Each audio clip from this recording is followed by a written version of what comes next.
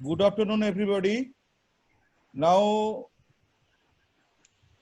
we are about to start our today's program on the special lecture in the Department of Political Science.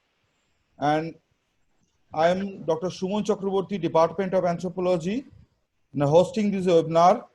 And for that purpose, I would like to hand over this platform to Rishita Pal Chaudhary for further proceedings. Attendees are joining, and hopefully we will start our program as soon as possible. Rishita. Good afternoon, everyone. I welcome you all to the online special lecture program on the topic India-China Relations, Security Predicament and Threat Perception, organized by the Department of Political Science, Mrinalini Dotto Mahavidyapith, in association with the Internal Quality Assurance Cell of our college. Amidst the ongoing pandemic that has adversely affected our country, a new area of concern has emerged for our nation. The year 2020 marked the 70th anniversary of the establishment of diplomatic relations between India and China. It was meant to be a year of celebration. Unfortunately, a violent face-off that occurred in the Galwan Valley of Ladakh along the line of actual control between the Indian soldiers and the Chinese army has become a turning point in the bilateral relations between the two Asian giants. 20 Indian soldiers were killed in the skirmish, leading to the rise of anti-China sentiments in India. This was further followed by the banning of 59 Chinese apps in India. Today, we have gathered on this platform to analyze the situation at hand and discuss about the future of India-China relation amidst the growing tension. We are extremely happy and grateful to have with us Dr. Imon Kollan Lahiri, Associate Professor of International Relations, Jadavpur University. I welcome Sir to our lecture program and thank him for taking time out of his busy schedule to be with us today. He is obviously an expert in the field of international relations and foreign policy analysis. So I'm sure this will be an enriching experience for all of us. Before going any further, let me explain to you a few guidelines of this platform. We are using a licensed version of the Zoom app which promises greater security. The entire lecture is being recorded and will be available for further viewing. You can also see that only the panelists and the organizers have video access. The rest of you are all kept on mute to avoid the external noise. However, please feel free to use the chat box provided to you to send in your questions and queries.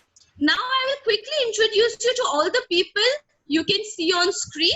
We have our respected principal, Dr. Apurva Bandhopadhyay, our distinguished speaker, Dr. Imon Kollan Lahiri, our IQSC coordinator, Dr. Mitali Gangopadhyay, our entire political science faculty, and of course, our technical team who is providing us with all the necessary technological assistance. We will begin today's program with the inaugural address by our Honorable Principal Sir, without whose constant support and guidance, organizing this special lecture would not have been possible. So thank you, sir, and over to you now. Thank you, Rishita, and obviously good afternoon, everyone. It is my pleasure to welcome you all to the online special lecture program on India-China relations, security predicament, and threat perception. The lecture has been organized by the Department of Political Science in association with the Internal Quality Assurance Cell of our college, Mrinalini Dotto Mahavidyapith. We feel immensely grateful to welcome today's speaker, Dr. Imon Kollan Lahiri, Associate Professor, Department of International Relations, Jadavpur University, who is now well known for his frequent presence on television screen to share his specialization on Southeast Asia, Northeast India, and human rights. defects of ultra-nationalism originates from his deep admiration on Tagore's views on nationalism. Let me turn now on the other side, and we feel glad to welcome in this lecture program the learned participants, most of whom are the teachers, scholars, and students from different institutes of higher education. And I am sure that they now maintain a grave concern over the fact that many Indian soldiers were killed in the recent violent confrontation initiated by Chinese troops along the line of actual control on the Himalayas. Geopolitically, India and China, the two most populous and nuclear-armed countries who fought a war in 1962, are once again engaged in violent border crisis in East Ladakh. It appears that Beijing suffers from a sense of insecurity, from their perception that India is exploiting a temporary period of Chinese weakness in the context of US-Chinese strategic rivalry over the outbreak of COVID-19.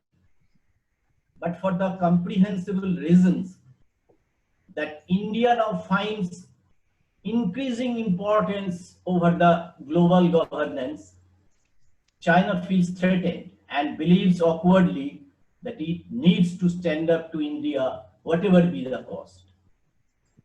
We aspire that the participants will be extremely benefited from the attractive delivery of Dr. Lahiri and realize why sovereign India must prepare strongly on land, water, economy, and digital platform to repel Chinese wolf warrior ambitions in other geographies and domains. At the end, I remain thankful to our dedicated teachers in the Department of Political Science and to the members of IQSC for organizing this important online special lecture program that highlights another dimension of COVID-19. Finally, I wish grand success of this lecture program and welcome you all once again. Thank you. Thank you, sir, for your address. Now we would request Dr. Mitali Gangopadhyay, our IQSC coordinator, to say a few words. Here, I must mention that our college not only strives for academic excellence, but also gives equal importance to an all-round holistic development of our students. We regularly try to organize various seminars, workshops, symposiums, and webinars for our students. And our IQSC plays a very crucial role in always collaborating with us and supporting our initiatives. So thank you, Mitali Di, for always helping us out in our endeavors. Over to you now. Thank you so much, Rishita. It is a pleasure to be here today. A very good afternoon from the Internal Quality Assurance Cell of our college, Mrinalini Datta Mahavidyapeeth. This special lecture is a much relief, I would say, from the ongoing cliched, the webinars that is going all around concerning COVID-19 pandemic. Very honestly speaking, I would have to kind of withdraw my use of the word relief, because if COVID-19 is not a relief, so is China as far as India is concerned. So possibly both of these are the present threats to India and to the entire globe as much. I would like to share with you here, something very striking that I found recently. My daughter is in class 4 and, geography has been introduced to her as a new subject. The very first chapter of that geography is the neighboring countries of India.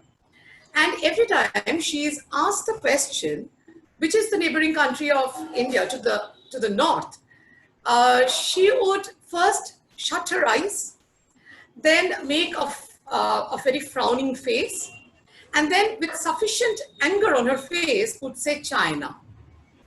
Now, to her innocent mind, of course, the geopolitical issues which form the very basis of India-China relationship, those are unknown to her. But for her, China has become a word, possibly a construct, which kind of generates in her mind a sense of repulsion. And I think, this is what is important, because the point is, why did she find it so repulsive? Because she has picked it up from elders like us. And I think in this context, it is very important to mention that we are here today to hear out Professor Dr. Lahiri, who is a very well-known figure.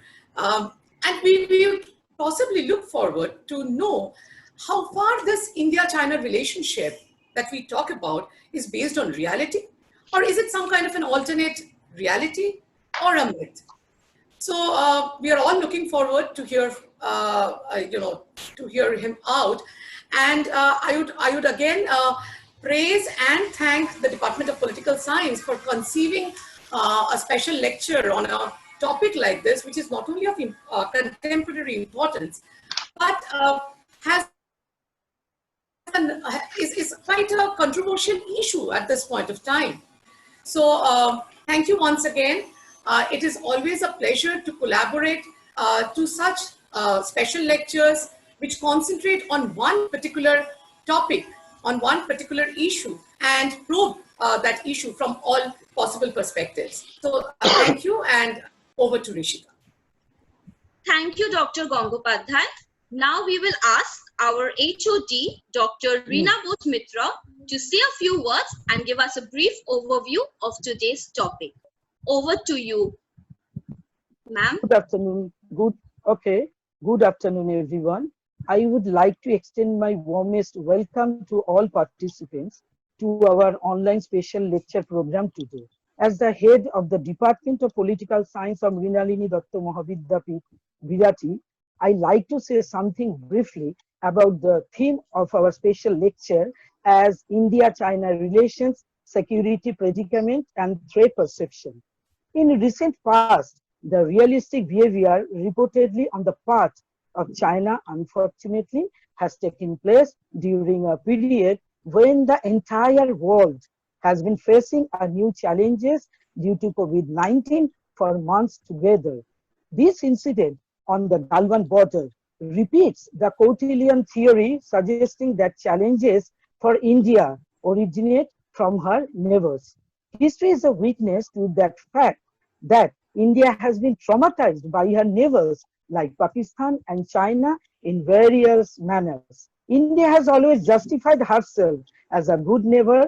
This has not, however, been able to demoralize India even a little. India has always given rejoinders, India has already given rejoinders to China. Moreover, India has been able to rationally convince almost the entire peacemonger world forum to stand by her.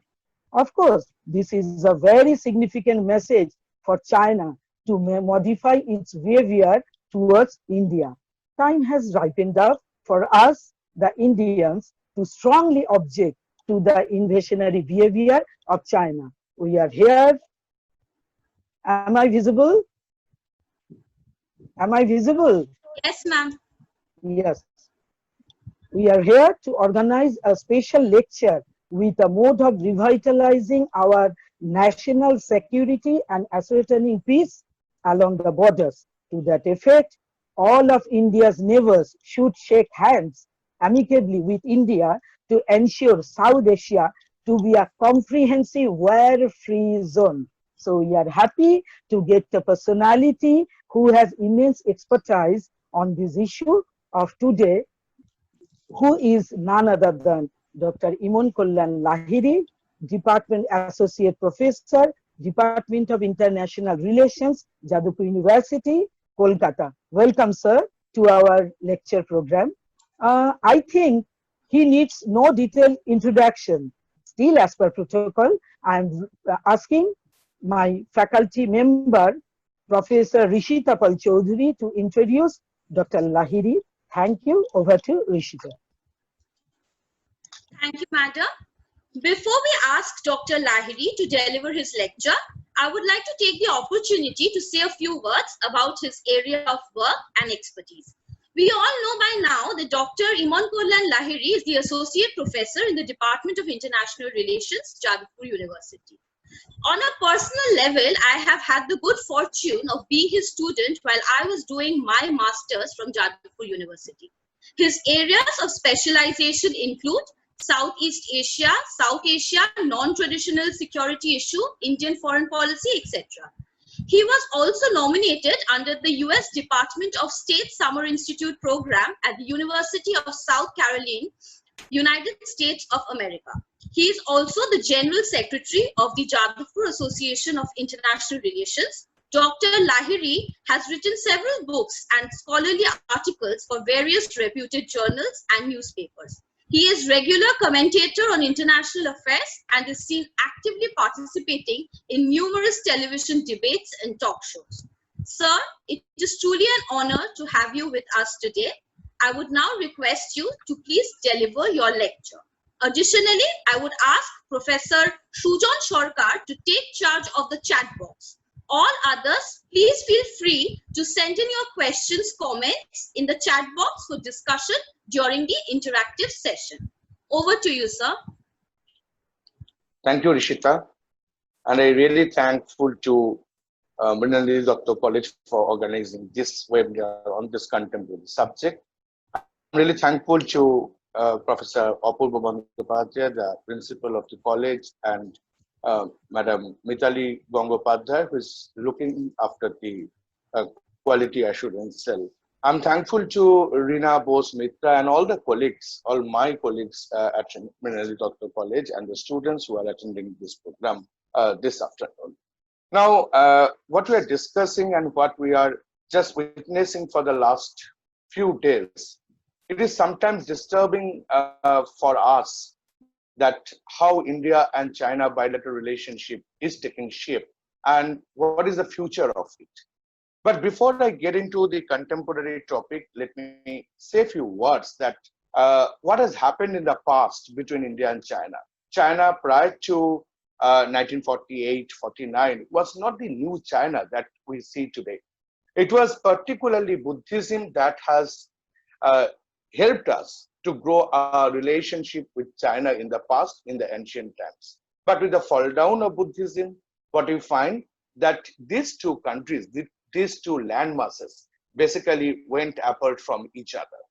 Now, this continued for a very long time, till in 1924, in 23 rather, because in 1923, Rabindranath Tagore was invited to China to deliver certain lectures, and he was invited by the Beijing Lecture Society. But you know that due to the protest from the Chinese community at that time, Tagore could not go to China in 1923. So after the intervention of the Japanese Communist Party, when Tagore's Gitanjali was already translated into a Japanese language by that time, in 1924, 1 year after, Tagore went to China to deliver a few lectures at Shanghai and Beijing. But what is disheartening at this point of time, that Tagore was not widely accepted by the Chinese community, particularly the Chinese youth. And what has happened, because at that time in the entourage, there were nearly 50 eminent personalities who went along with Tagore to Beijing at that time, including Ramkinkar Bej. So the protest was such that Tagore came back to India and he was very disheartened, but somehow he found the China Bhavan in Shantiniketan and he wanted to revive the old past that was there during the time of Buddhism between India and China. And this much, when Tagore came back, Tagore said that this much I could do, I could not do more. In 2014, in 2014, when the Indian Foreign Secretary went to Shanghai Cooperation meeting, she said that what Tagore wanted to initiate, we are doing it now. We really want to have a good rapprochement with China, because for a very long time, China was suspicious to India and India was also suspicious to Chinese. Now, why And what is the reason for this suspicion? I don't want to get into the details, but let me share a few words. It is the philosophical idea that remains between, the difference remains between India and China. Because Chinese philosophy is basically based upon the Confucian philosophy, which is somehow similar to our Charvaka philosophy. And as you all know, the Charvaka philosophy is somehow materialist in nature. And we all know the famous slok that Javat Jivet Sukhang Jivet, Rinang Krityang Gritang Pibet, which is deriving from the Charvaka ideological position. And Chinese Confucian philosophy is somehow similar to that. So in 1948, when Mao Zedong came into power, when in 1949 New China was formed,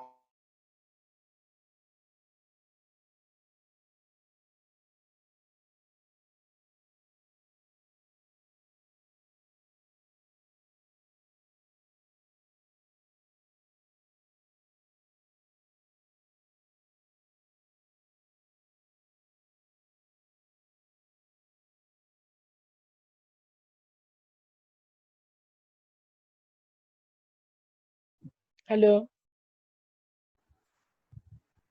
Dr. Lahiri, are you with us? I think we have lost him. I think so, Rishita. Me Please too. over to, please tell Yes. He's here. He is here. Shumon, He is here. please see this problem. He is is here? here. Yes. Dr. Lahiri.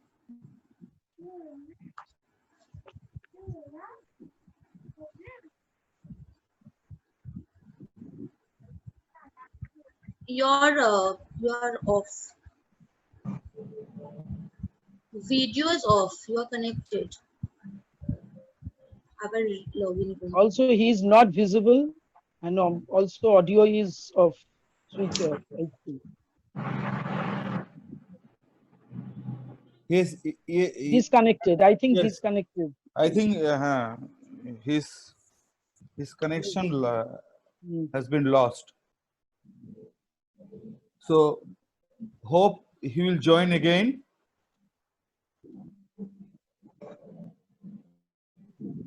Try to contact. We just wait, Shumon, Rishita, Yes. for 2 or 3 minutes. So, yes.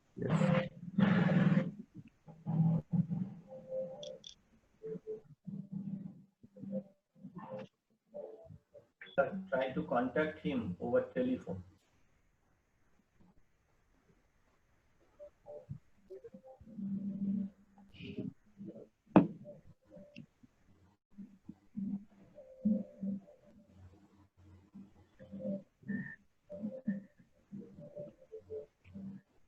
Hey. Yeah.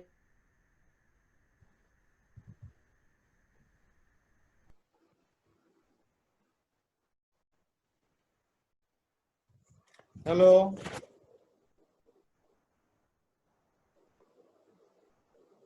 ওই জন্য ওখান দিয়ে ঢুকে আমি বুঝতে পারছি না।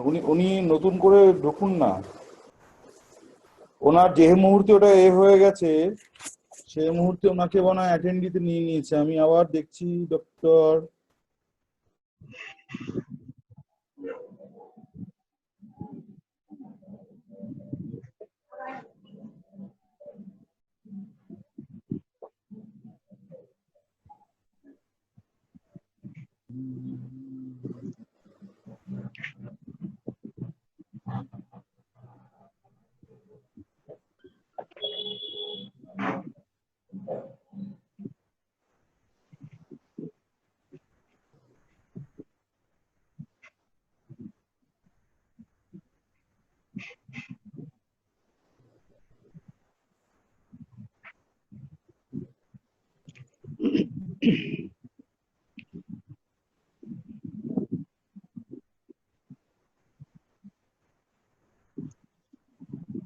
What is happening?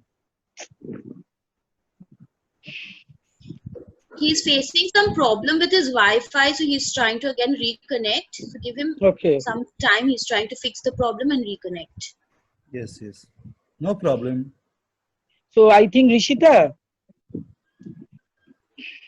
Yes. I think Monideepa will tell something of her part now.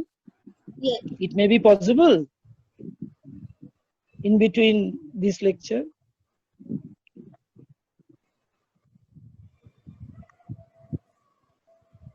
Until Dr. Lahiri will join or connect with us.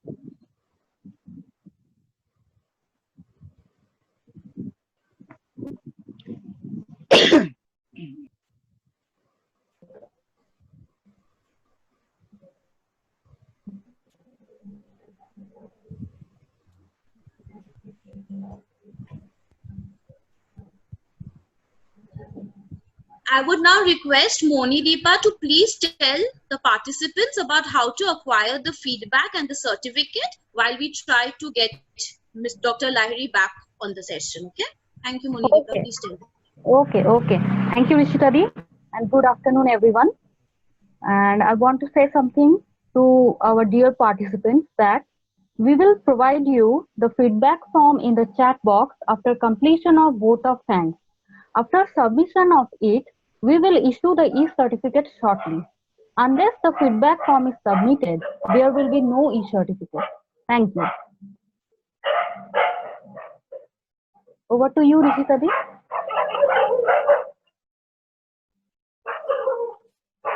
It seems Dr. Lahiri is struggling with his Wi-Fi, so he's again trying to reconnect. Please just for the very and reconnect soon.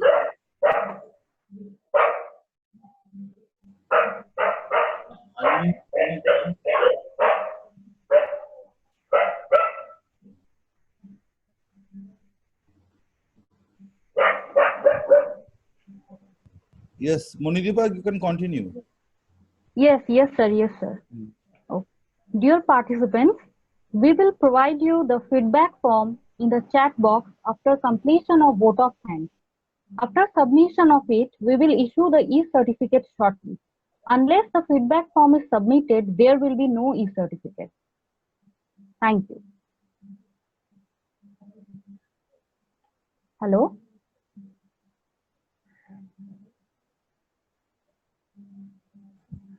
Thank you, Monideepa. Yes. Now, Rishita, you can tell something to the audience.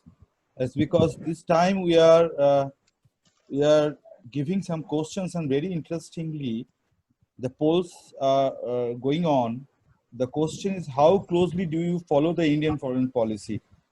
Most of the participants, they are now closely and sometimes, and it is very, very promising from our point of view.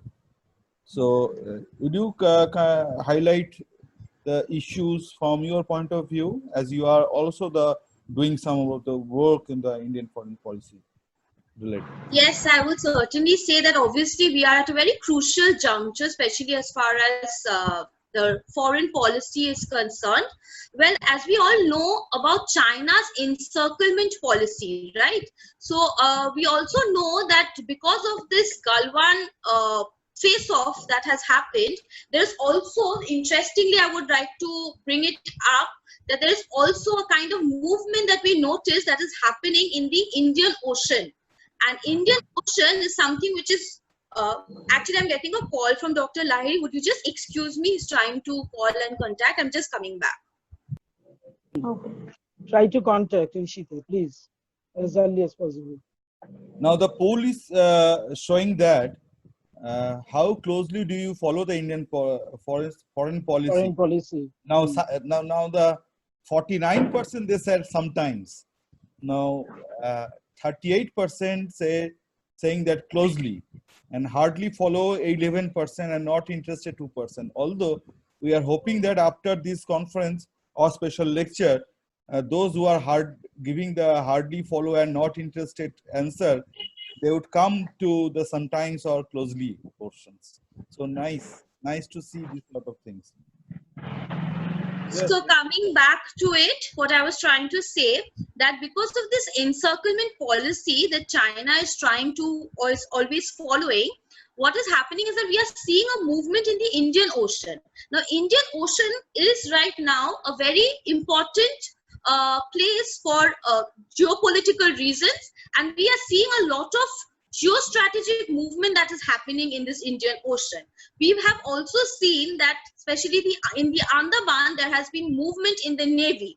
And as we know that China has been heavily investing in its blue water Navy. So it might so happen that this skirmish, which is taking place, if we cannot kind of engage with China in a very constructive manner, and if we cannot stop from matters getting escalated, we might see further skirmishes, and this time round it would be in the Indian Ocean region. So, you know, there is a kind of looming fear with that aspect also, that China is trying to encircle India from all aspects. Obviously, this the kind of relationship that we are seeing, and with the banning of the Chinese apps, there is an economic implication also that we are seeing right now. And obviously, for China, India is a huge market that it does not want to lose that easily. So we are trying to kind of, you know, these measures that the government is taking is actually to a certain extent to show China that even so far as economy is concerned, India is also at a very dominant position, and that is why we are kind of competing with China as far as Asian supremacy is concerned. So that is why we both are called the two Asian giants right now. Rishita, I think that Dr. Lahiri is back. Please. So we will now ask Dr. Lahiri to resume his lecture. Yes, he is yet to connect the audio.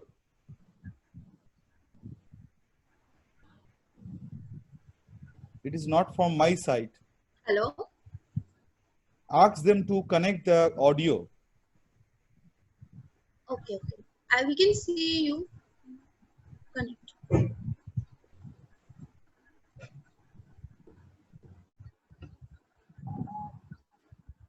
He has to connect the audio of the Dr. Lahiri, are you connected? Can you hear us? No, he is not here as us because he's not Can you connected. unmute yourself, Dr. Lahiri? Rishita, kindly message to Dr. Lahiri to connect his audio, because he's not connect his audio. Audio is connecting. Audio is connecting. Audio is connecting. Carry on. Am I audible? Carry on. I'm extremely sorry because of the connection. Sir, welcome, sir, again. Carry on. Now, sir. As we are discussing that Tagore's potential that time, because you know that Confucian philosophy is basically the materialistic philosophy which Mao has also adopted. So Mao has adopted three basic fundamental ideas. One is Marxism, one is Confucianism, one is Leninism, and one is Mao's own idea. So what we have seen that after 49, what has happened in China, Mao has developed his own ambitious projects. And what was the reason behind it? The reason behind it that the Chinese understanding of Middle Kingdom theory. And if you see, even today, if you go to Beijing or if you visit Beijing, we'll find the basically the forbidden city, where the question of suspicion prevails. And this suspicion always prevailed in Mao's understanding of newly forward, or it is the cultural revolution Mao had initiated. Now, what has happened that within the structure of cultural revolution, Mao wanted to punish the people who has not supported his program of Great Leap Forward. As a result, China automatically became isolated. On the other hand, after Mao, when Deng Xiaoping came into power, what we have seen that Deng Xiaoping has developed a project where he wanted to give good relation with the powerful bloc, ignoring the neighborhood ideas, neighborhood policy, or its own immediate neighbor. And again, Deng has developed a very typical Chinese version of foreign policy, that encircle your enemy from outside and destroy your enemy from inside. So this is the very important version of the Chinese foreign policy, and it never very apparent to the outer world. But what we have seen that in Korea, in Vietnam, in the entire region, in terms of Mongolia, in terms of Russia, in terms of US, China always followed a policy that is very, very Chinese in its way, because this is a Chinese way of foreign policy, which is very different from the other understanding of the foreign policy in the region in particular and the other part of the world in general. So this is the basic fundamental idea. One is religion, that is the Confucian religion. Second is Mao's own idea of understanding foreign policy, which has given shape to the Chinese understanding of neighborhood policy, whether it is India or whether it's Southeast Asia. Now, what we have seen that till 1966, in the entire Southeast Asian region, when the nations are gaining their independence, China has never supported that. It is because of the Chinese diaspora. Because till 1966, in Malaysia, in Indonesia, in India itself, after 1962, what you will find that in India also, the Chinese diaspora was very, very strong. For example, I tell you that after 1962, the Chinese were arrested and they were taken to the jail in Rajasthan. And many of you perhaps know, you often visit to Chinatown to eat your food in many of the big restaurants like Big Boss, like Beijing. And you know who is the owner of this restaurant? It is Monica Liu, who is the owner of this restaurant, who is known as the Dawn of the Chinatown. And what has happened to this lady? This lady, when she was there in the jail of Rajasthan, she had the opportunity to meet Morarji Desai. And you know that her parents were arrested at that time, and he was only 8-9 years old at that time. And we returned back to China, returned back to Kolkata. They themselves developed a very, very interesting approach towards the Indian society. So that interesting approach helped the Chinese to infiltrate in the foreign policy of the other states gradually. So this question of suspicion always remained. After 1962, you will find the Chinese in India, they became a prey of suspicion to the government of India. Similarly, they also started to have a suspicious view to the government policies and ideas. Now today, what you will find that after so many years, the Chinese embassy, the Chinese consulate in Kolkata, they are investing in the Durga Puja at Salt Lake to include more and more people to understand the Chinese community and to get the information what India is doing today. So if we really need to compete with China, we have to analyze the entire foreign policy from Mao, Deng, and presently what we will find that Xi Jinping's foreign policy.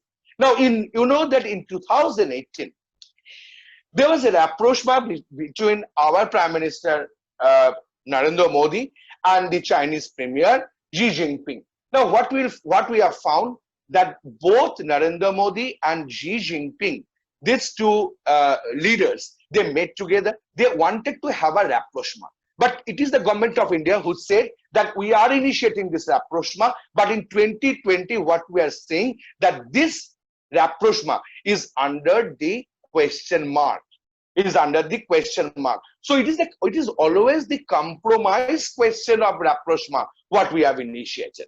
So we cannot expect that one fine morning, Indian Prime Minister will say that the Premier of Chinese is my friend. It is not possible. In 1962, we have seen, in spite of declaring as one of the major sovereign states in 1949, what we have seen that in 1962, in spite of having the Panchshil agreement, in spite of having the idea of Hindi Chini Bhai Bhai, China unilaterally attacked India. And that was not a very good lesson for India. Not only in 1962, the war took place. For so many years, in the entire northeastern region, in Assam, in Mizoram, in Manipur, the insurgents were trained by the Chinese PLA. And they were trained either in Myanmar, they were trained in Yunnan province of China. Until date, they have a rapprochement with the Pakistani intelligence agency to have a control over the Indian borders. I tell you again one thing, that if you see the More-Tamu border in Myanmar and India, that is the link, the road that has been initiated in 2013, because the same national highway, what we use, the Durgapur National Highway, one side it is written the National Highway, on the other side you will find it is written Asian Highway 1. And this road is linking the Kumning province via Golaghat in Assam, More, that is Imphal, and then More, and then it is going to Myanmar, and from Myanmar it is just going two ways, one to Thailand and one to Kumning. This is the K2K initiative, and this roadway has been developed under the funding of the Asian Development Bank. Now what is happening? China is using this road for illegal trafficking, whether AK-56 M-series rifles, and if you stay in the border, you will find that every day, every night, this trafficking is taking place, and you will never find a single AK-56 or M-series rifle is written over there that made in China. Everywhere it is written made in Cambodia. So China is investing in Cambodia to make this guns and ammunition, which they are sending to India to destabilize the India's political internal scenario. Every time we are shouting, let us fight a war against China. China wants this. Let India fight a war against us. China will never fight a war against India. So it is not a question of nationalism, as Assad has initiated the ultra-nationalism idea that we are going to fight a war with China, that our Prime Minister is going to fight a war with China. Our Prime Minister has given a lesson to China. So this is not a matter for China at all. China knows, because China is the biggest land mafia in the 21st century. They are controlling over the oceans. They are trying to control over the land. And as you know, why Nepal is behaving like this. When the Maoists took over Nepal, Indian government has not initiated any Nepal policy. This was going to happen. You just remember when IC-814 was hijacked from Nepal, what was the position of China? What was the position of Pakistan? And today you see this border is guarded by Sashastra Seema Bal, and what you will find that under the entire border, in the entire border, there is the Pakistani installation of Pakistani property. And Pakistan owns those property supported by China. And up to Andhra Pradesh, the entire zone has been declared by China as a compact revolutionary zone. And AK-56 M-series rifles are coming from the entire Southeast Asian states, or from the Kumning province or Yunnan province of China, to destabilize. And these guns and ammunitions are getting distributed among the anti-Indian insurgent groups. So if you see the insurgent map, because this is not a direct lecture, so it's not possible for me to show the map.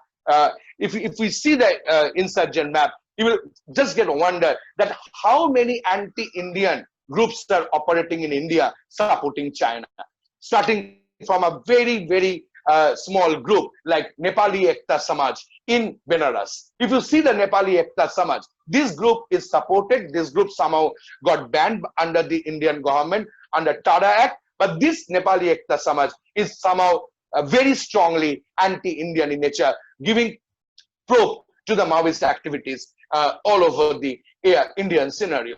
So when our government says that we are going to fight back against China, it's not a very, very easy task. Because what Prime Minister Narendra Modi did in 2018 with Premier Xi Jinping is a compromise context of rapprochement. It was not a rapprochement at all, because as long as China's relationship with US remain adversarial, China will embrace India. China will embrace India at each and every phase. Now, the second point is important over here. External circumstances have pushed them to rapprochement, both India and China. There are external factors. Pre-COVID-19 scenario, at that time, COVID was not there. But these external factors could drive them apart also. And this has been proved in 2020. What was the external factors? External factor was economy. External factor was mutual understanding. External factor was India's fear of Chinese dominance. China is building of the One Belt, One Road, which is directly connecting the national highway of India and the Asian, in other way, the Asian highway, where China will reach India within few minutes. So this is a major concern from India. India cannot hold a single port apart from Chabahar, but each and every African continent, China is holding one port or the other. China is controlling the Indian Ocean. India knows it. So why India has not initiated any Nepal policy for a very long time? It's not like that I am saying that Mera Bharatman or Made in India or Atmanirbhar, whatever it is not possible if we don't have a defined foreign policy. Nehru had a policy. Nehru had a policy. Narasimha Rao had a policy. Indira Gandhi had a policy. Vajpayee had a policy. But today, we are facing tremendous problem of foreign policy deficit. So nationalism will never save us. Ultra-nationalism will also never save us from China if we just continue to deal with our foreign policy like this. Now, the third important thing is that, as I have already pointed out, China is the country who has suppressed fact. What we are doing, we are not doing anything. Our Prime Minister himself said that we have produced 2 lakh of PPP kits within 1 month. But from where we are getting, whatever we are using is Chinese. So if we just don't use any product on mobile phone, we are just getting closer to each other through Zoom or whatever means it is, there is a Chinese product or one or the other. So we cannot ignore China. So if we want to invest or if we really want to develop ourselves, we need to have the manufacturing industry. We don't have a manufacturing industry at all. The manufacturing industry deficit is leading India nowhere. So Atmanirbhar is then only possible. Then only we can counter China. We can just boycott the Chinese products only when our manufacturing industries will be boosted up. Today also, you go to Calcutta port and see how many ships from China is coming to Calcutta port to unload the Chinese goods. So it is all camouflaged foreign policy approach. Foreign policy cannot be equated with domestic foreign policy to earn votes. The third important thing is that China-India relations are primarily a reflection of their foreign policy trajectories and domestic developments. We are using China, but we are risking when we are using China. No one knows that how it is possible to kill 20 soldiers in the border. We don't have any idea. We don't have any idea that how 20 soldiers have been killed in the borders. How did they cross the borders when Prime Minister himself said that there is no intrusion on the part of the Chinese in the Indian territory? The Ladakhis are saying that there is intrusion. Prime Minister is saying there is no intrusion. So one statement must be right, one statement must be wrong. Now we need to decide which statement is right, which statement is wrong. So work is not possible. Both the countries are nuclear weapon based countries, and nuclear weapons are the weapons of deterrence. War will never take place. But why we are doing it? We are relating our domestic foreign policy with that of the international politics, and that is a danger for us. That is the danger for us. Now, India-China relations, as I've already mentioned, is the reflection of their foreign policy trajectories. What is happening in the borders? What is happening in the Chinese other borders of China? No one knows. But what is happening in the Indian border? All of us knows. That is also very important. Now, how to counter One Belt, One Road? Today, China has used the Pakistan occupied territory of India and using the One Belt, One Road initiative. What we are doing? We are making rapprochement in 2018 without giving a viable notice to China not to do it. What will happen to Akshay Chin? We don't know. What will happen to Gilgit-Balochistan? We don't know. We don't have a policy. Do Indian government have a China policy? We don't have. We don't know how to deal with China. So One Belt, One Road is linking the entire northeastern region. And you know that for the last 5 years, how they are dealing with the northeastern state when the prior governments has initiated certain programs, including the installation of the railway tracks to establish connectivity. When we have developed BCIM, we have developed Mekong Ganga project. We have developed K2K initiative, but what is the status of those now? We don't know.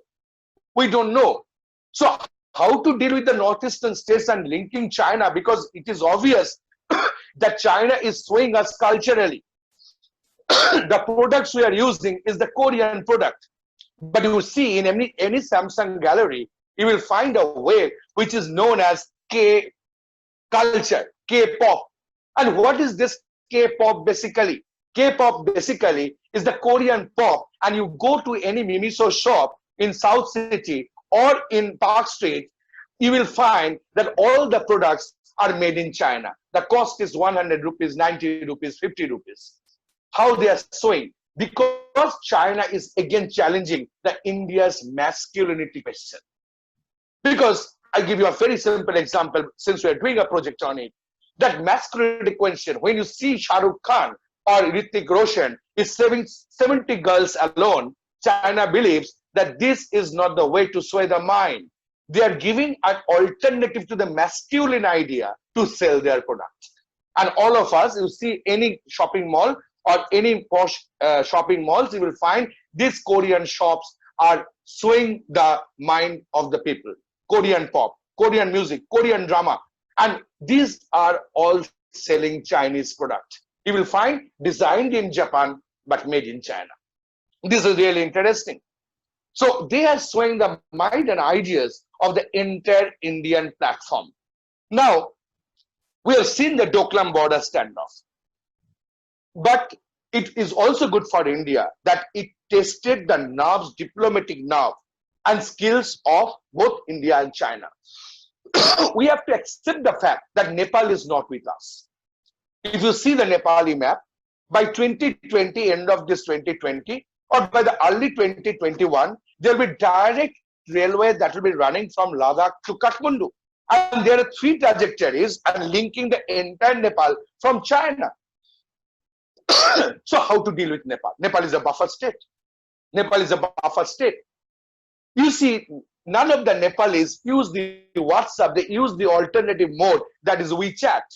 You see the Nepalese, they have installed so many community radio channels over there, community radio towers, so that they can hold the message within 10 kilometers, 20 kilometers of India. But if something comes with the car of Bharati, they enter the Madhishi province and come into India. We don't have a policy to check those cars, but they are trafficking so many Chinese goods into India, including the cough syrups. So this is very dangerous for the India security. So India security is not one-handed. The entire problem, the entire region, because you know this region, the entire region of Southeast Asia, China, Northeast, is known as Golden Triangle, highly traffic-prone area. And on the other hand, China is also taking control of it, the Central Asian Circle, which is known as Golden Crescent. So China is planning to give the message or the theory of producing nuclear weapon to the terrorist groups in near future. The terror financing. Who is financing the terror? US is not financing the terror anymore.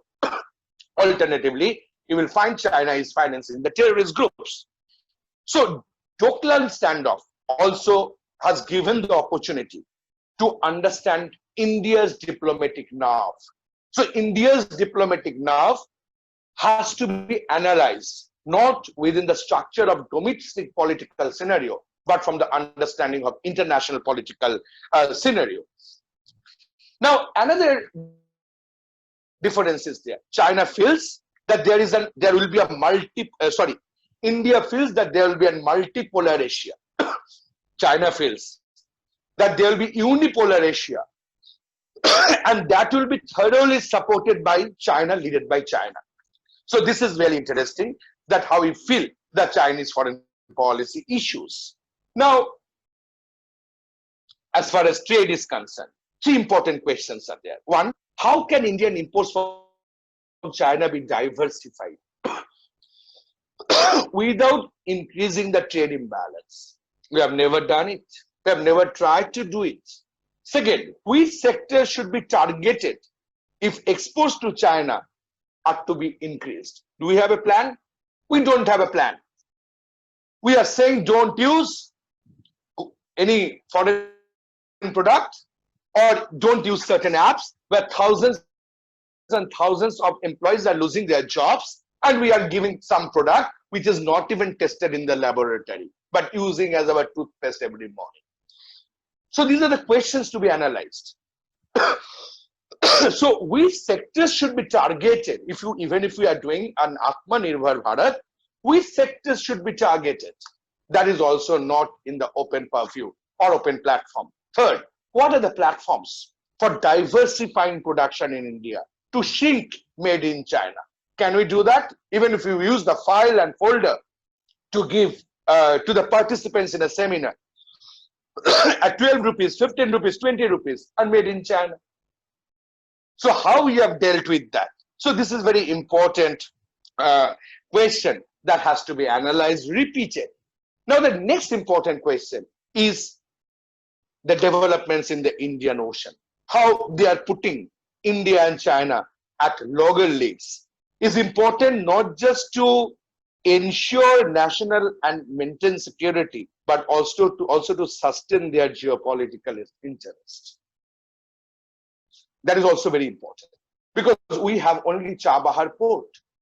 We can't even deal with Bangladesh. We can't even deal.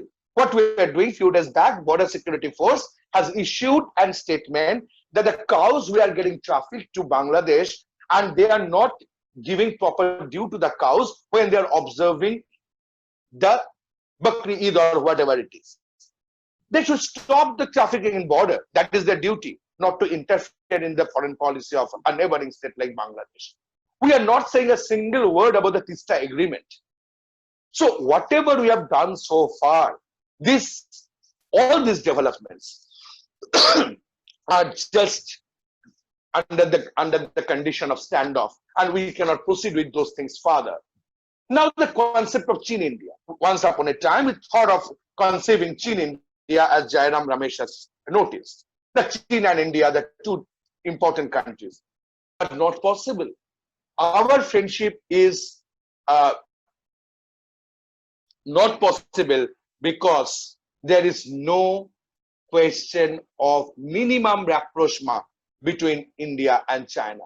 Now you tell me that why government of India has not called the ambassador of China to New Delhi on the day immediately when the Galwan incident happened. No one knows that who is calling whom. Why they have not asked the Chinese ambassador to say that why you have intruded in our territory. One day you will find the death of 20 great brave soldiers. On the very next day, our Prime Minister is saying that there is no intrusion on the part of China. Foreign policy cannot be fallacious. What US is facing today is fallacious because US has overruled its own idea of containment policy. It is good, but what is the feature of foreign policy? There is no feature of foreign policy. Now, secondly, even if they have been killed, how they have been killed, there is no such story or incident that has been given to the public domain. So these are the problems, but we have to target the problems too, like the Macau and Hong Kong. How China is going to deal with Macau and Hong Kong, because problems have already started in Macau and Hong Kong, because they will not be protected under China after a few years. What will happen to Taiwan? How we are dealing with North Korea? How we are dealing with Myanmar? Once upon a time, India has given Bharat Ratna to Aung San Suu Kyi, Yasser Arafat. Now we are inviting Donald Trump as our state guest. So the fallacy of government of India has also been initiated. So foreign policy cannot be done in vacuum. There is no permanent enemy in international relations, and there is no permanent friend also in international relations. We have to deal with China. How we are dealing with China? With 130 crore population, we are saying Atmanirbhar Bharat. How we are dealing with the Atmanirbhar Bharat? We have to give a way to the population. It's like becoming Hirokrada Deshe that we need to fight a war, Juddho korben na juddho. But Juddho will never happen, war will never happen. Because this is a must accepted fact. War between India and China is not possible. Then to protect our territory. How we are protecting our territory? We don't know also that what has actually happened. We are confused with the verdict that is coming from the PMO's office. So everything is not a game show. Foreign policy is not a game show. As I've already mentioned, that Nehru had a vision. Srimati Indira Gandhi had a vision. Atal Bihari Vajpayee had a vision to deal with China. We have gradually, slowly sorted out the northeastern problem.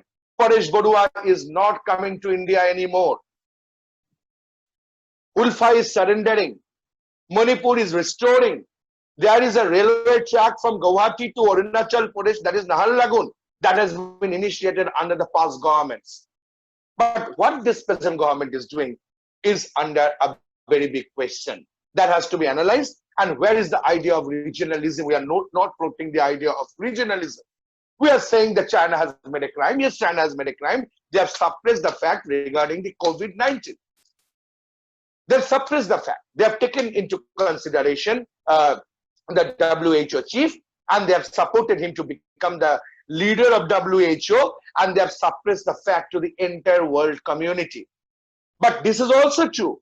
India is going to hold the chairmanship of WHO within few days. This is also true that China has negated Security Council meeting during that peak climax of the crisis. India has not uttered a single word. This is also true that why our Prime Minister has not mentioned China's name when he is equating China and Pakistan on the same platform, but why he has not mentioned that China is the intruder. Now, can we do that? Can we fight a war? Or do we have a position to fight a war? We have to think it in the 21st century. Also very pertinent question. Can we duel? We know that Pakistan is getting support from China. Can we equate both Pakistan and China equally? If we cannot deal with China properly, we will have a face loss in the entire region. So when we are developing a policy, when we are initiating a foreign policy, we have to deal it, we have to frame it gradually, and we have to do it. A very ordinary country to deal with. Because it is easy to understand Pakistan's foreign policy. It's not possible to understand China's foreign policy very easily. We utter words. China has never said anything. But what will happen to Bhutan? Do we have a Bhutan foreign policy? Why we are just stopping import and export in Malaysia? There's a huge number of Indian diaspora in Malaysia. Why we are antagonizing the Malaysian government? Why we are antagonizing Bangladesh government? Why we are initiating certain programs like CAA, NRC bills that is antagonizing our neighborhood? We have to remember that Indians are minority in all the other countries. Indians are not majority. In the neighboring countries, how many Indians do stay? What will happen if we initiate this kind of programs? China is taking the advantage of it.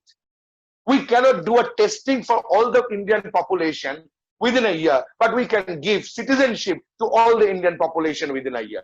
These are fallacious programs. So programs has to be initiated. China is looking at us. China is observing us. And China is seeing that how weak is our domestic and foreign policy is. We cannot deny it because this is unnecessary. India cannot shift from the secular platform to any other platform at this stage. We cannot become China. We don't want to become China also. Even a person from Hong Kong will say, we don't want to go back to China. From Macau will say, we don't want to go back to China. Because today in Tiananmen Square, no one tells about the Tiananmen Square incident where thousands and thousands of youth have been killed. So our foreign policy is the question that what is happening in Galwan, what is happening, whatever is happening in any part of the region, we have to frame it. We have to frame it properly within the structure of regionalism. So prudency, tactics, these are the instruments of foreign policy. Because in the post-COVID world, we have to deal with the digital diplomacy also. We have to deal with the diplomacy digital. So China knows, China is observing India, that how India is framing up its foreign policy. We cannot deal with Nepal, we cannot deal with Bhutan, we cannot deal with Bangladesh, we cannot deal with any other country to counter China. But we are saying that China is our enemy. But at the same time, every day, every night, all the Indians are using Chinese product. But for political debate, we are saying discontinue using Chinese product. Is it possible without manufacturing industry in India, without the development of manufacturing in India, to remove all the Chinese products from India? It is not possible. We cannot tackle common people in India too. But how it is possible to tackle the Chinese product is a matter of question. You see, all the apps have been banned. It's fine, the apps have been banned. They could have done it long before. How many people are working in TikTok today? They're engaged. How many people are losing their jobs? So what is the alternative? China wants it. India ban. You ban the app, you ban the product, and let your people lose your job. Let your people lose your job. So where is the job opportunity? We don't have a single manufacturing industry where we can engage people. So this is the very important question that has to be analyzed repeatedly. We have never asked a question. We have raised the question that why 20 brave soldiers have been killed. Why they have been killed? I need an answer. We all need an answer. What has happened to the border? This answer should come from the government. Then why within this lockdown period you have sold out crores of rupees shares to the Chinese companies? Why you have done it? No one is asking a question. So nationalism has to be related with the domestic developments. Nationalism has to be related with the domestic structure, with the local stakeholders, local identities, local ideas. So I must stop here, and if you have any question, feel free to ask.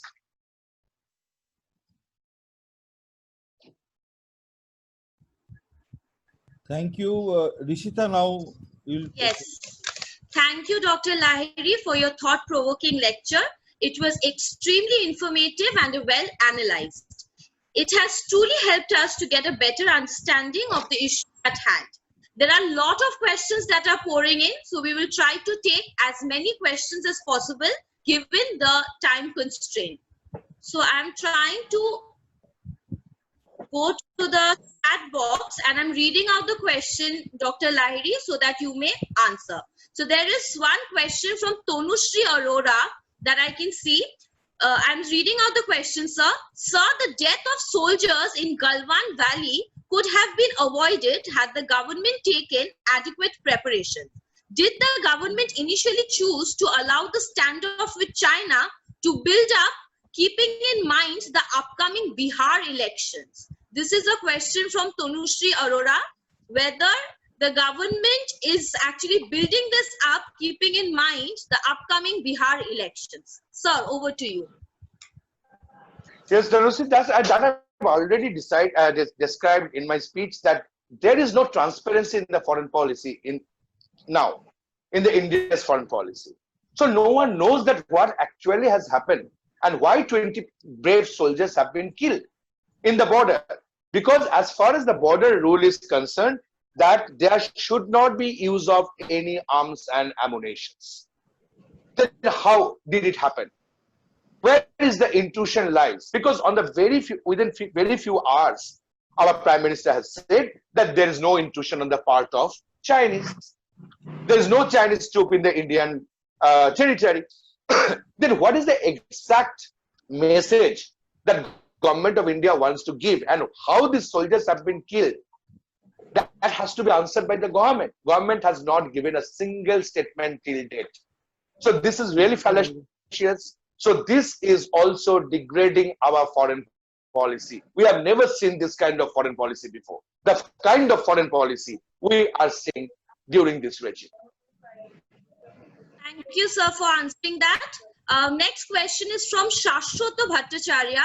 He's writing, sir, sometimes it is said that Nehru's lack of prudence regarding foreign policy and his personal biasness towards China and socialism though he wanted greater cooperation between South and Southeast Asian countries, is responsible for Chinese aggressive foreign policy and his policy regarding Chinese aggression towards Tibet gave a moral support.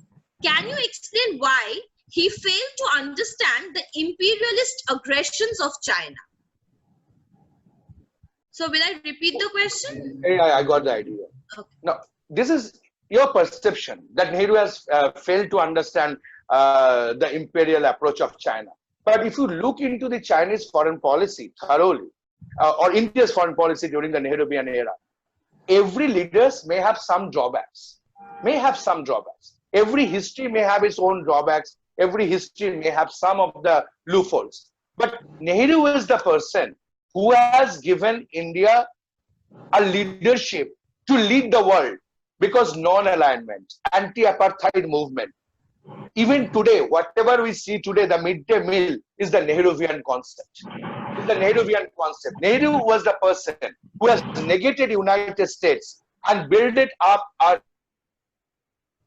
rapprochement with Soviet Union to boost up the power industry and Indian armed forces, arms and ammunitions. So this is the condition based on which Nehru has initiated his foreign policy. Now the question is that as far as China is concerned, in 1948-49, you don't forget, but we need to remember one thing, that we had a strong relation with China as far as Buddhism is concerned.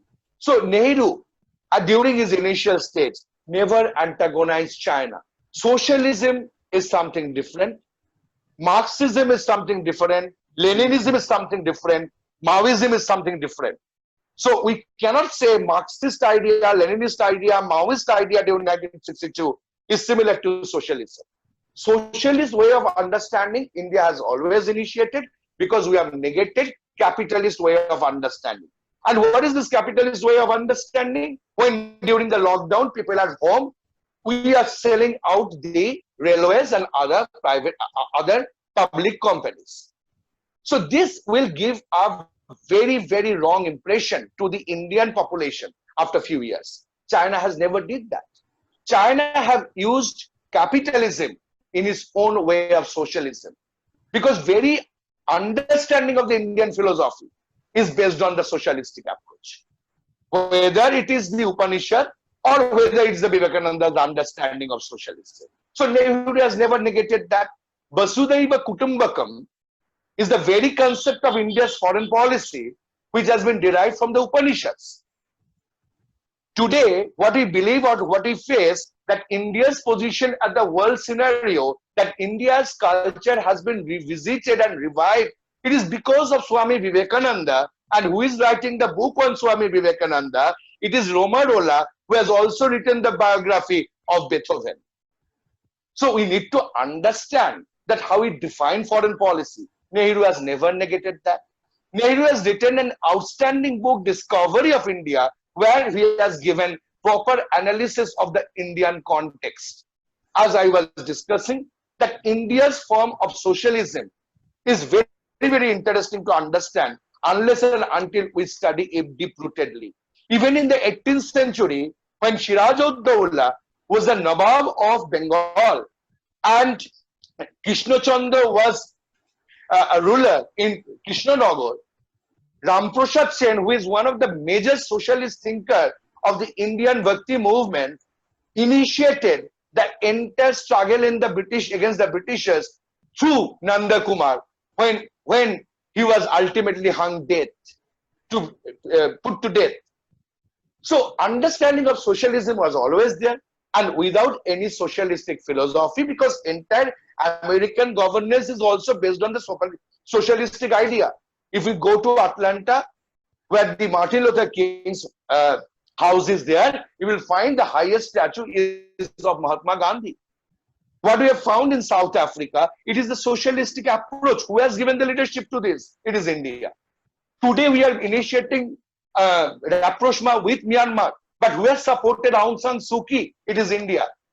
Who has given shelter to Aung San Suu Kyi to India? That we have to understand. So it is not everything that has to be built up in vacuum with negating the history. History may have its own defects. Ideas may have its own defects. But India is such a country. That's why Tagore, as Sir has pointed out, that we often discuss about the Tagore's nationalism. Tagore never said that India is a nation. Tagore has never translated the word nation into Bengali. Tagore said that India is a concept. So socialism is not because of socialism. Nehru has supported China. Who has fought against the war against China? It is Nehru. Who has sealed the border in the northeastern region? Who has said that Ulfa is a very similar kind of thing that is anti-Indian? But Nehru has also said that any attack on Nepal would be considered as the attack on the Indian territory. In the parliament, Nehru said that. Why? Because Nehru understood without Nepal or Bhutan, India's borders will not be secure. So I raise again a question that Indira Gandhi in 1971 divided Pakistan. Our brave soldiers have fought, and in history, it is tremendously good that our soldiers have fought to establish the greatest movement of the world, that is the language movement. Can you divide China? You cannot. But Indira Gandhi did. So the legacy is very important, what we say and what we do. So foreign policy has to be typically analyzed and reframed, and none of our prime minister's ideas cannot be ignored at this point of time. Thank you, sir. I'm trying to merge a few questions together because there are so many and, kind of overlapping questions. So I'm trying to merge 2, 3 and ask you one question. Well, there are a lot of people who are asking about what are the alternative pathways to establish geographical autonomy on the context of economy, telecommunication, and digital social platform, since we kind of heavily rely on Chinese products and Chinese apps. So what is exactly the kind of alternative pathway that we should look at? First, as I've already mentioned, we have to develop a manufacturing industry. We have to develop, and there must not be pretension in our domestic policy, as I've already argued, that our domestic policy was stable. People might say that it was not stable in the past. Midday meal was the Nehruvian concept which has been continued for a very long time. Today's midday meal concept, ideas, educational system, we had a past. But today, when people are not having food and money, we cannot ask them to fight a war. We cannot, we simply cannot. But where is the package of relief that we need to understand?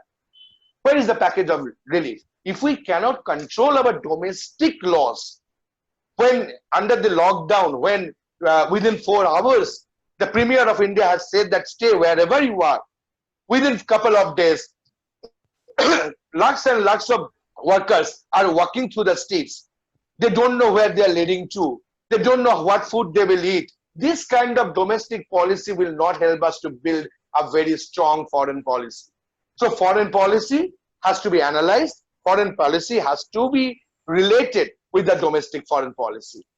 What will happen? People need to live first in India now. That is very important question, a pertinent question. Second, boosting up of the manufacturing industry. Made in India, make in India. What for? What we will make? That I've already raised the question. What kind of product we will make? That we have to decide. We cannot use certain things that is not only been tested in the laboratory. A product that we will use must be tested properly in the laboratory in the 21st century. So this kind of ideas has to be initiated. First is the manufacturing industry. Second, protection of the youth. We have a strong youth force. That is our advantageous position compared to China. China is having a strong old population, but India is having a youth force. We have to use it properly in the manufacturing sector. And digital technology, first, we need to develop and give food to the people. It is not the French queen's idea that if they don't have bread, why don't they eat cake? I can only use a mobile when I have proper food, shelter at my home. So fallacious statement must be stopped. Integrated domestic policy should be enhanced. Manufacturing sector should be developed. and unnecessary hyping of things must be stopped, because what China did, a composed domestic foreign policy and a steady growth to the outside world.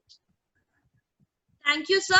I would like to end the question answer session with 2 questions. I'm just leaving you 2 questions, and you can just answer at your own way. One is the kind of global scenario we are living in. This is by Anuja Gupta. Can India afford to follow a very offensive policy towards its neighbor? And the second question is, with which we will end today's Q&A session, is India prepared enough to pose a growing challenge to China at sea? So these are the 2 questions we would like to end it with. Yeah, as Anuja has said, we must not have, I have already discussed it, we must have a very balanced foreign policy. It is important for us to protect our sovereignty, our territory. At the same time, how we are protecting? We are not even giving the proper information to the youth, to the population, to the citizens. This information should come fast. We cannot antagonize Bangladesh, we cannot antagonize Nepal, Bhutan, Sri Lanka, Malaysia, Indonesia, Myanmar, Maldives, because this big bossing power must be stopped. People are getting feared, they are getting scared by seeing us. We need to control Jamaat, I agree, in Bangladesh. We need to control anti-democratic forces in the neighborhood, but that does not mean that the government who is supporting us, the Hasina government who is supporting us, we are antagonizing her. This is not done in the 21st century. And we will never fight a war against China. We have never uttered the name of China, that who is our enemy at the north. We have to be prudent. India has many other things to give to the world. Many other things. It's not the question for India to make one Vatican City or Makkah or Medina. Every place has its own cultural linkage, cultural heritage, cultural combination in India. As I've already mentioned, that Siraj-ud-Dowlah had a strong linkage with Ram Prasad Sen, the greatest Bhakti saint of that time. We have Lalun, we have Daulat Qazi, we have Razia Sultana. At the same time, we have Ramakrishna, Vivekananda, Tagore, Gandhi and all. So combination of culture is India. Why we are unnecessarily competing with the other forces? This unnecessary competition is like, as I've already mentioned, the Hirok Rajadeshe. In every fine morning, we are saying that we need to fight a war. At the end of the day, there is no war. And people are dying out of hunger. So we must not antagonize our neighborhood in that way. What is the second question? Whether India is prepared enough to pose growing challenge to China at sea. Whether we can challenge China's fast, as I've already mentioned, sea is very, very far away. Sea is very far away. But we have to cross 24 Parganas south first. We have not till date declared Amphan a national disaster.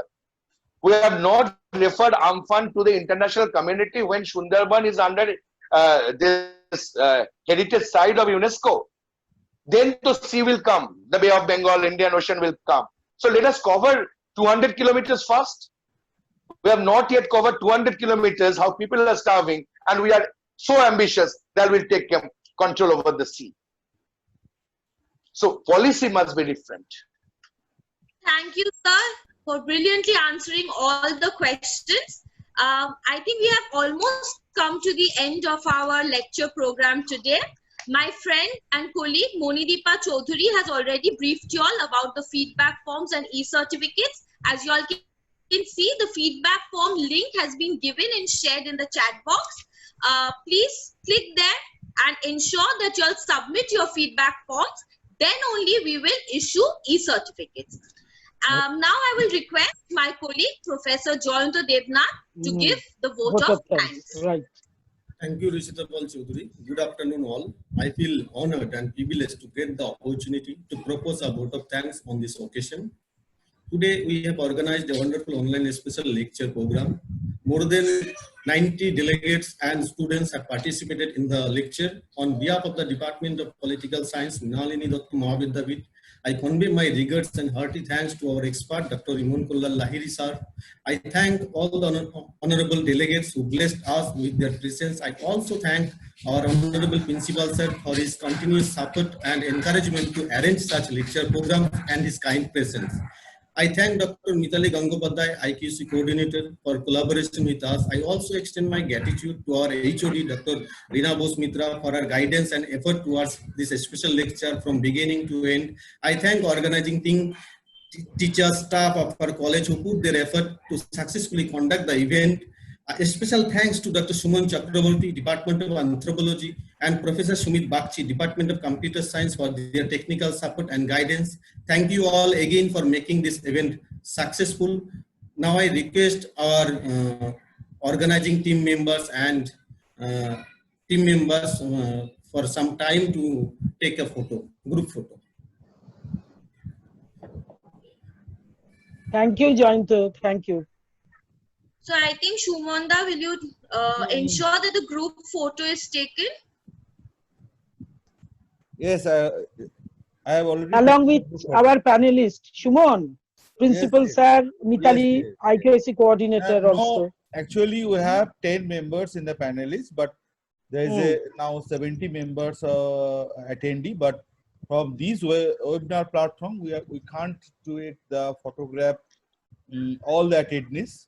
Okay, so we have already taken the panelist photograph, group photograph. Okay. So before the ending of the webinar, I would like to share one thing, that this is the first time I use the polls, and this is very interesting to know that first question, from where did you come to know about the online special lecture?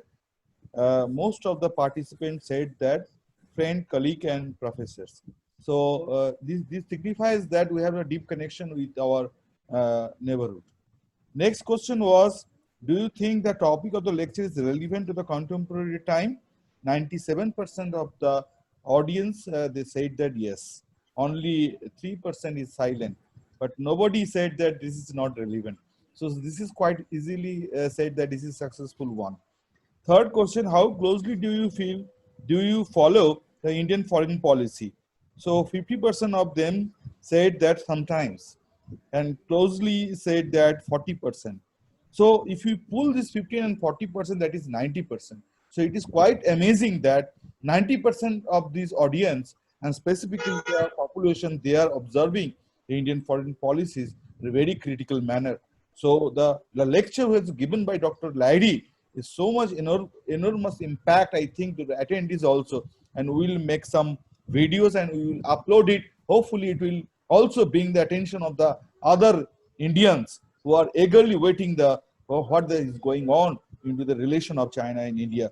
Lastly, do you want more of such program to be organized in the future? 10% of them, they said that yes, they want to organize this kind of lecture, and hope Dr. Lahiri will continue this kind of lecture for our future time. Thanks all the organizing committee. Thanks our principal, our IQAC coordinator, and all these things for giving us the chance to host this webinar in this particular occasions. Thanks. Very nice. Very nice, sir. We'll see you again. Very straightforward statements.